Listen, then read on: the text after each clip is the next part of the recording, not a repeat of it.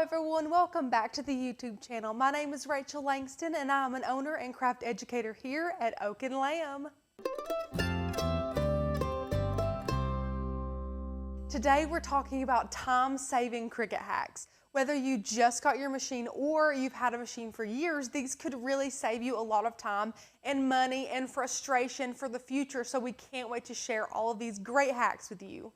Today's video is brought to you by none other than the flock members themselves. Now, we have an incredible digital community here at Oak and Lamb, and all of our members who decide to join with us are a part of our flock. And our flock members gain access to things like hundreds of cut files, free commercial use licensing, a member-only Facebook group, free courses included in that membership, and more. If you are interested in joining, click the link down below and see how you can get your first month for only $9.99. That being said, our flock members have come together and actually written out and gave us their suggestions on time-saving Cricut hacks that they have experienced through the years. So this is not only my hacks, but these are the Cricut hacks of people who have been using their Cricuts for years and who have a very diverse way of using their machine. So it's not just me and what I like about my machine, me making the same things over and over and giving you guys hacks. These people make all types of different things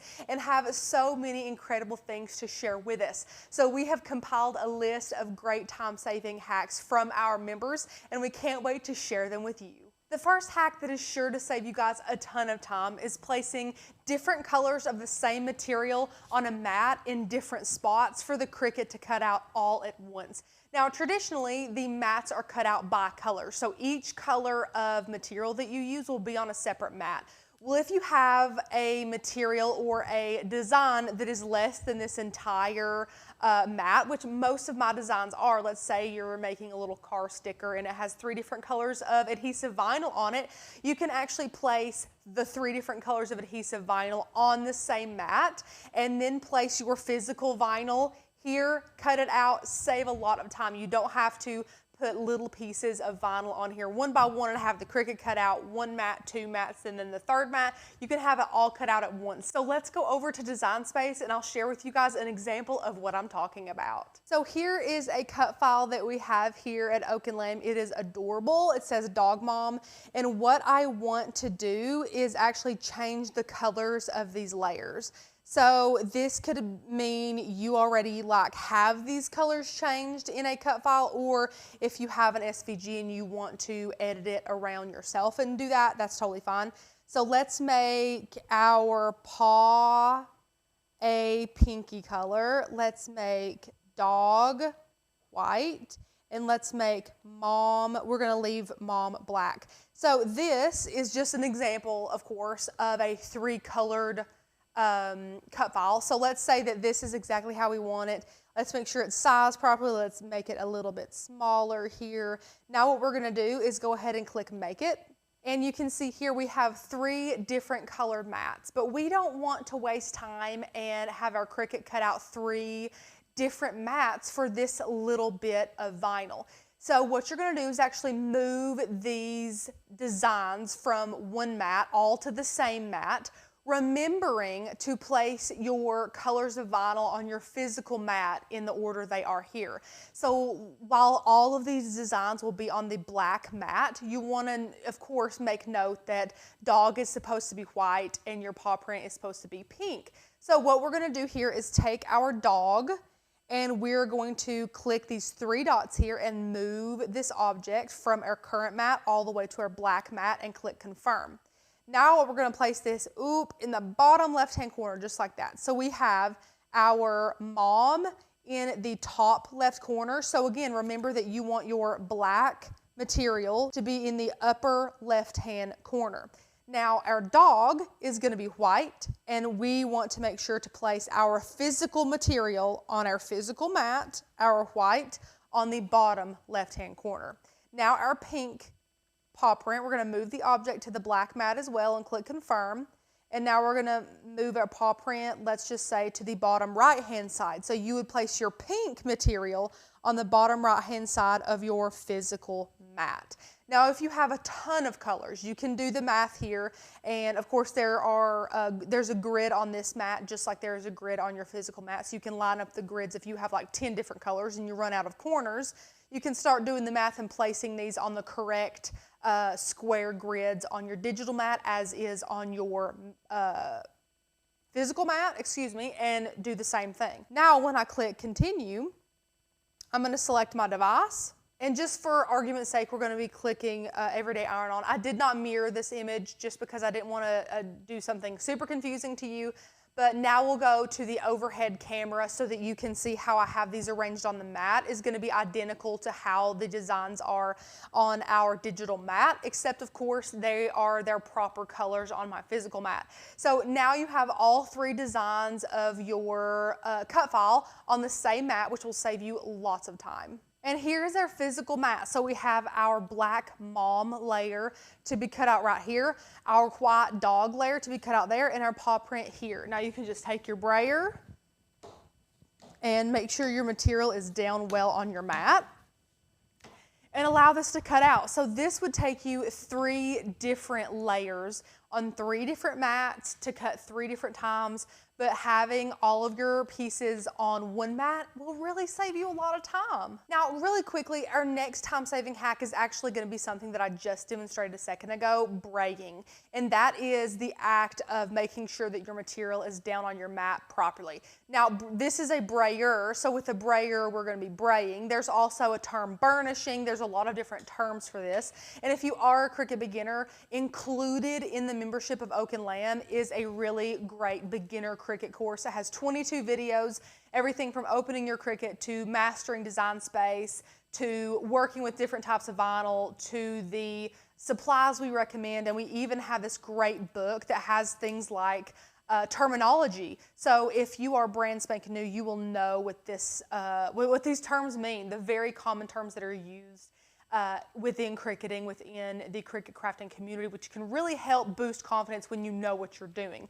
So braying or burnishing is, again, you just want to make sure your material is nice and adhered to your mat. If it is not, you can really, really waste a lot of time and a lot of money by placing, like, let's just say a sheet of cardstock. You just place your cardstock on here, maybe rub it a little bit with your hand and throw it in your machine. Well, if your material is not adhered really well to your mat, the friction of that blade is just going to pull that material up, and of course, it's just going to shred everywhere. It might jam your Cricut. You might get the blinking red light of death on your machine, and you will have really made a boo-boo and wasted some time and material. So to save your time, save your money, save your material, always make sure that you bray or burnish your material.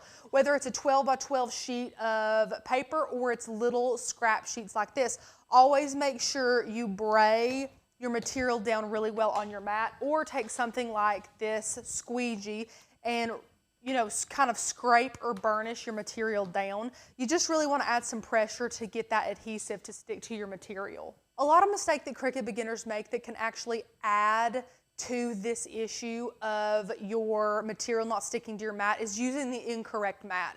So if you've been Cricketing a long time, you probably could already tell, but this is technically the wrong mat to use with iron-on or adhesive vinyl. This is a light grip mat. And again, if you're a beginner, you might not know that. And one more great perk of this really great course that, again, is free, included in our membership, is this card about mats. So this is the names of the mats and materials that you use them with. This is, of course, more tips. We talk about braying and cleaning your mats. Again, this course is honestly incredible. It's like Cricut for Dummies. If you're looking to grow confidence super quick with your machine, this is it. Free with membership.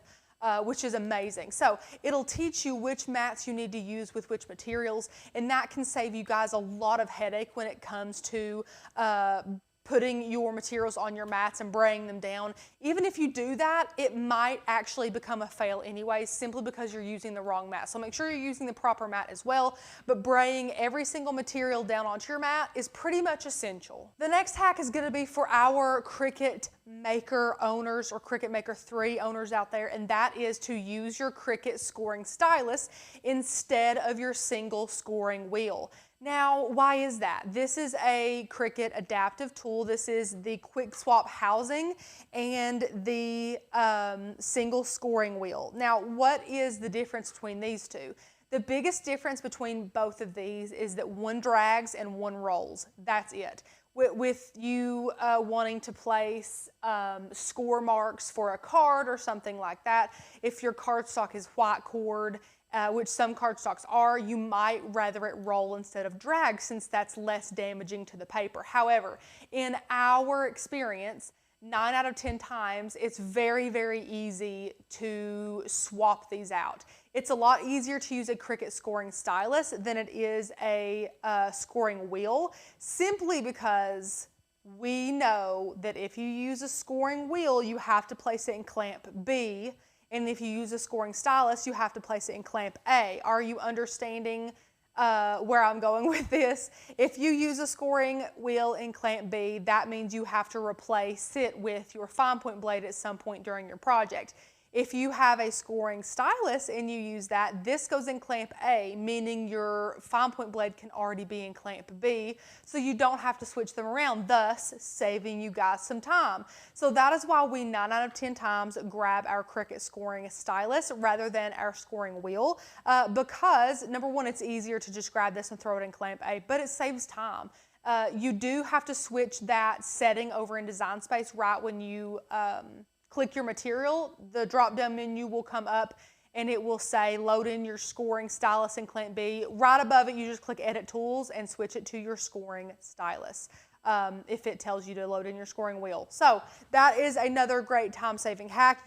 We usually make this happen 9 out of 10 times. Sometimes if we're using a very thick material like a Cricut craft board or heavy cardstock and we need it to have a really, really good score, we'll grab our double scoring wheel and use that in our quick swap housing, so we will have to switch those blades. But it does save a little bit of time overall, especially if you're making a lot of cards at once or a lot of 3D projects that require lots of score lines. Okay, and our next time-saving hack is going to be over in Design Space. So here is a gorgeous cut file that we have at Oak and Lamb that says Queen Bee. You could use this for so many things, and you guys know how much I love bees anyways. So let's say I wanted to grab this beautiful bee down here and isolate him from this cut file. What can I do? So your first instinct would be to ungroup. Well, ungroup is not an option because this is only one layer. It doesn't have any other colors in here, so you can't really ungroup it. So what is your next idea? Contour. That is usually everyone's next idea. And contouring is going in here, and you can select the parts of your image that you want to contour out. So let's go ahead and use this little plus and minus here, and we will drag this in to see this better. Look at all, well, first of all, let it load, goodness. Look at all these little dots and there's a lot to contour out here. This could take some time. So what else can we do that might save me a little bit of time here in Design Space? Especially if you're, working on an iPad or working on your phone, this could be extremely hard to see. And this is just one example of hundreds of thousands of cut files that you can do this with that might even be more complicated. So let's go back. We're not going to contour this out. That's just going to take a long time. So what can we do? Well, the best hack that we have for you is to slice rather than contour, if at all possible. So see how this bee is not touching any of the other image? All we have to do is grab a basic shape. Let's get a square. We're going to bring it up here. I'm going to open up that lock symbol, which would allow us to change the height and width independently. Cover all of that, drag both of them. You know they're both selected when both of them are highlighted. I'm going to click slice. Now I can just drag that over, take that, delete all that, and here is our beautiful bee completely isolated. So that did save us a lot of time. So if you have a very detailed cut file, maybe it's a PNG or an SVG and you want to trim some things off of it and isolate one of the parts, but you can't, that is a very easy way. Now you can even get shapes like the triangles and the octagons and the stars and things like that if you do have some other layers protruding in So it doesn't have to be like a cut and dry square that you make. You know, you can get a circle if it's kind of scooching in on another piece of your cut file you want to save, and get really detailed in this, weld them all together and then slice them that way. But again, at that point, it might be easier to contour. This is kind of a situational hack. However, most of the time, if I have a pretty detailed cut file like this one that said Queen Bee with all those little dots in the crown and all that, I will grab a basic shape and slice it out in 2 seconds rather than contour. So that's a great time-saving hack. The next hack is great for beginners, especially if you're a little bit uneasy using regular adhesive vinyl, and that is the parchment paper method, or as most people call it, the hinge method. This involves placing a piece of parchment paper or freezer paper on your cut and weeded and transfer taped image. And it's amazing. It allows you to place your decal where you want it and resize it, or reposition it over and over until you like where it's going before you have to commit to that. We all know how difficult it is to place adhesive vinyl sometimes. So if you need more time to place it properly, the hinge method is amazing. It will save you a lot of time in the long run if you do make a mistake and have to cut that vinyl off and, you know, pick it off and have to recut and replace it. So it'll save you time in the long run for sure. We do have a video all about how to do it, completely dedicated to the hinge method. So if you want to learn more about it, definitely check that video out. It is great. The next time-saving hack we have, which is probably the most important, comes from years of us and all of our members who are Cricut users doing this, and that is weeding on your mat. Now, it might sound a little bit strange. You know, you put your material on here, you cut it, and then you remove it from the mat and then use a weeding tool. We urge you to stop when you unload it and use your mat for the majority of the rest of the project. So if you want to trim off the excess material, grab a true control knife and light pressure and cut off the excess material. If you want to weed it, go ahead and weed it on the mat. If you're worried about your hand or your shirt taking away some of the tack on the mat, flip your mat over. All designs will be in the top left corner if it doesn't take up the entire mat. So flipping it over will put it very easily for you if you are right-handed. Even if you're left-handed, it's not that big of a deal. And let me tell you, it is life-changing. It saves so much time and energy because you are not having to use your whole other non-dominant hand to hold the design down, the decal down as you're trying to remove the excess pieces. It is phenomenal. It's like 2 extra hands doing a lot of big jobs for you and allows you to take on the task of weeding super easily. So if you've never tried to weed on the mat, I urge you to try. It will honestly change your life. Speaking of weeding, another great hack. We've talked about burnishing your material on your mat before you cut it, but if you are using regular adhesive vinyl, I would also highly suggest you to bray your material after your Cricut cuts it. Now, why is that? It's because the friction of your blade cutting that regular adhesive vinyl will sometimes make that vinyl come up that it has cut. So when you're weeding it, it is that much more likely for your cut adhesive vinyl to want to come up with your excess vinyl that you're weeding. Now, if you take a brayer and you bray down that cut vinyl again, you're kind of reinforcing all of that stick to stick back on the backing of your adhesive vinyl and really minimize the risk of you pulling up the parts you're not supposed to pull up. So definitely weed on the mat and use a brayer to keep your material down if you just cut regular adhesive vinyl. That is a great hack. It has saved me a lot of time, honestly. A lot of frustrating times weeding. So do that little hack. Honestly, you'll love it. If you're making a project in Design Space that has several mats and you don't want to use the method that we have taught you earlier about putting all of the different colors on one mat, or maybe your design is so big that you can't do that, but there still is multiple mats to cut out, I highly urge you, if you have more than one mat, to prepare them both. So use one mat, load it with the first mat that you see digitally in Design Space, and of course they'll come in a line. You'll see all your mats there after you click Make It, and that will also be the order in which you will cut with your machine. So load in your first mat. While that is cutting, grab a second mat and load it. You can reference Design Space, load it with the second color of material that you're using. That way, as soon as the Cricut is done cutting, you can pull this mat out and load in this mat. Now, while that mat is cutting, you'll be weeding this off. And then once you're done weeding, add the third mat's material and color onto this mat. Again, referencing Design Space. That way you can continuously just switch them over and over. This is for those of you who might not be in a hurry but want to work as efficiently as possible, where your Cricut's always running. Especially with our hack to weed on the mat. We do not want you to sacrifice that at all. We want to weed on the mat. So instead of just taking it out, taking your material off and weeding it off the mat while it, cuts the next mat, just have a second mat. That way you can still weed on one mat and do what you need to do on it while another mat is cutting, and then just keep flipping that way. So that will save you some time in the long run, especially if you're in a little bit of a time crunch or you're just really into efficiency. Running two mats at the same time, being sure to double check that you're running it in the correct order in Design Space. That's key, of course. That will really save you some time. The next hack that will save you time is for all of our Cricut Explore Air and Explore Air 2 users. Now, those are phenomenal machines. I know that hitting the market is the Explore 3 and the Maker 3.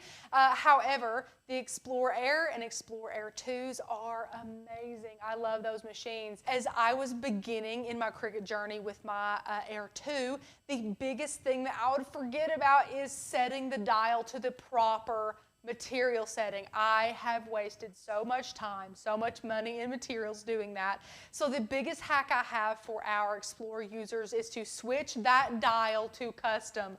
Switch it to custom and leave it. That way, Design Space will always prompt you to pick a setting. That is amazing. That's the best tip I have for Explore Air and Explore Air 2 users. Leave the dial on custom. Just trust me. You have a lot to worry about as a new beginner crafter. Let one thing go and allow Design Space to remind you every time. So leave that dial on custom. If you find yourself creating a project that happens to be pretty small, like 3 inches or less, or maybe it's very detailed, or there's a lot of text, or there's a lot of thin script fonts being used, or maybe it's a mandala and you just need a little bit of help when weeding that. Maybe you've tried to weed it 2 or 3 times and it just seems so delicate and hard to weed that you just can't do it. My biggest tip for you is to reverse weed. Now, what is reverse weeding? It is exactly what it sounds. Instead of removing the excess vinyl before you place your transfer tape, you actually weed your excess vinyl after you go ahead and place your transfer tape. So you will be kind of weeding backwards in reverse. It's super cool and it's super, super time saving if you have little thin script fonts or if your design is super small, things like that. So I do have a video dedicated all about it, a super quick tutorial for you. So if you're interested in learning how to reverse weed, check it out. It's a great tutorial for Cricut beginners, or if you're a seasoned Cricketer in the mess that I have been in lots of times weeding something teeny tiny, that could be your saving grace, is to learn how to reverse weed. And of course, as Cricketers, we know the more techniques we get under our belt, the more we will be able to conquer any little Cricut bumps that come in our path. So, if we know how to reverse weed, if we're ever faced with a really small, intricate design, instead of wasting time and material having to cut and weed that several times because we just can't get it right, we know to reverse weed anyway. So that will definitely save you guys some time. Last but not least, this hack has to do with sizing. If you know anything about Cricut, you know how crucial it is to size something properly. If you're off by even 1/4 of an inch, you could have a project fail and have wasted material. So the way to combat that best is to make sure that you are measuring, making sure you're being as precise as possible. One of the best ways that we can teach you guys how to measure things properly is, whenever possible, place the exact dimensions of your physical craft blank into Design Space using basic shapes. This is something we have taught for years and something we still do here at Oak and Lamb as Cricketers that have been cricketing cumulatively like over 15 years. We urge you to do this. It will save you guys a lot of time with project fails, and honestly, it takes all the guesswork out of it. You don't have to remember numbers and forget them in Design Space and be like, oh, that should be fine, and then, of course, waste time and material. So, for instance, this is a little journal. The journal that we're working with is 5.5 inches by 8.25 inches. So why is that important? We want to place those numbers in Design Space using a basic shape to create this exact shape. That will allow us to size a decal or text or whatever on this notebook very precisely. That way we will never have a project fail. Let's go over to Design Space and I'll show you what I mean. Okay, here is the decal we are wanting to work with. It says just roll with it, and how cute is this roller skate? I love it. Again, we have hundreds of cut files of oak and lamb for every occasion you can think of.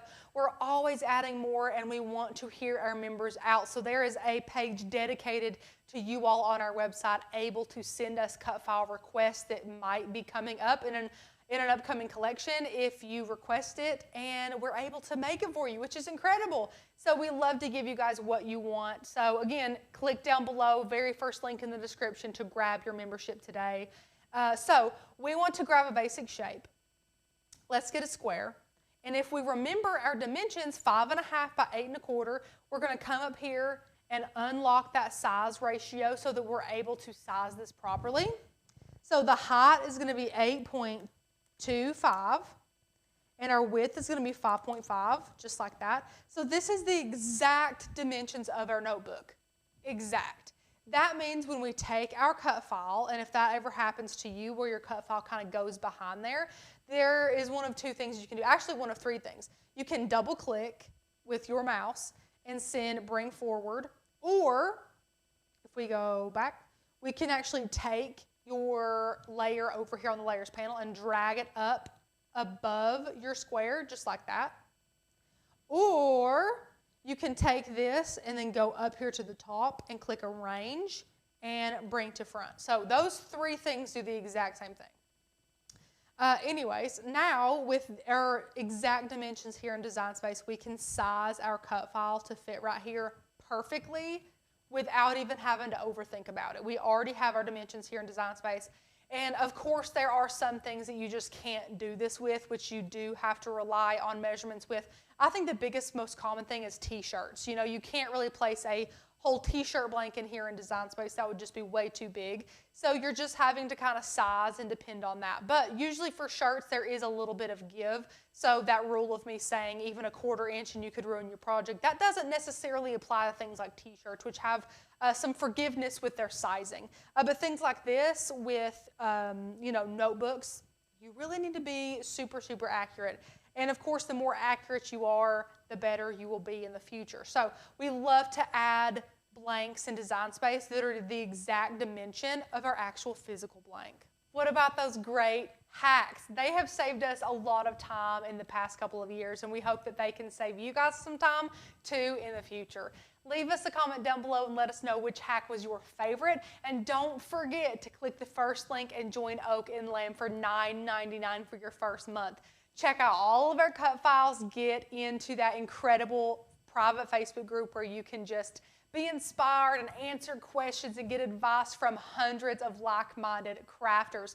Whether you love to Cricut, whether you have a laser cutter, if you are passionate about sublimation, anything like that, we love here at Oak and Lamb. We are super crafty in a bunch of different areas, and we would love to walk hand in hand with you no matter what crafty area you are passionate about. So click and join. We want to welcome you to the flock. Thanks so much for watching today, guys, and I can't wait to see you another day for another video.